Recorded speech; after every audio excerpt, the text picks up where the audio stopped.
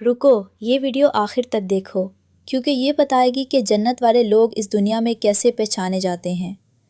क्या तुमने कभी सोचा जन्नत में जाने वालों की निशानियाँ क्या हैं?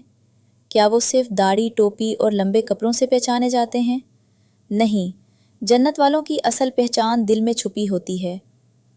पहली निशानी, वो लोग जिनका दिल नरम होता है, जो किसी की तकलीफ़ देखकर बेचैन हो जाते हैं, जो यतीम के सर पर हाथ रखते हैं, जो गरीब को देखकर मुंह नहीं फेरते। दूसरी निशानी, जो गुस्से को पी जाते हैं, जिनके पास ताकत होती है बदला लेने की, मगर वो माफ़ कर देते हैं। याद रखो, ताकतवर वो नहीं जो पिछाड़ दे, ताकतवर वो है जो गुस्से में खुद पर काबू रखे। तीसरी निशानी, वो लोग जो रात के अंधेरे में रोते हैं, जब दुनिया सो जाती है वो उठकर अल्लाह के सामने खड़े हो जाते हैं और कहते हैं, या अल्लाह मुझे माफ़ कर दे। चौथी निशानी, जिनकी ज़ुबान से किसी को तकलीफ़ नहीं पहुंचती, ना गीबत, ना चुगली, ना ताना, जो बोलने से पहले सोचते हैं, क्या ये बात अल्लाह को पसंद आएगी? सोचो, क्या तुम में ये निशानियां हैं या तुम अभी भी दूसरों का दिल दुखाने में मसरूफ़ हो?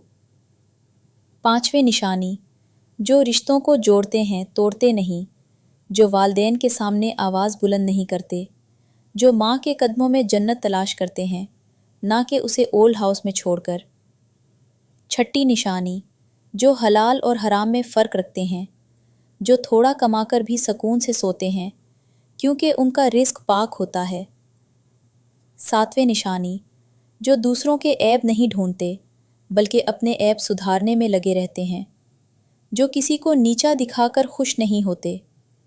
सुन लो, ये निशानियाँ ना दाढ़ी से मिलती हैं, ना लंबी नमाज से, ये निशानियाँ दिल की पाकीज़गी से मिलती हैं।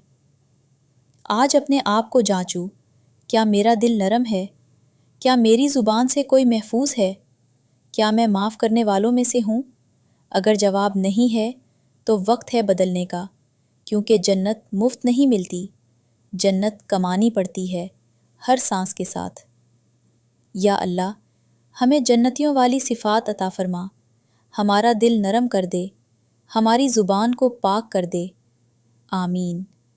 अगर दिल से आमीन कहा है तो कमेंट में आमीन लिखो और इस वीडियो को शेयर करो। शायद यही निशानियाँ किसी और की ज़िंदगी भी बदल दें।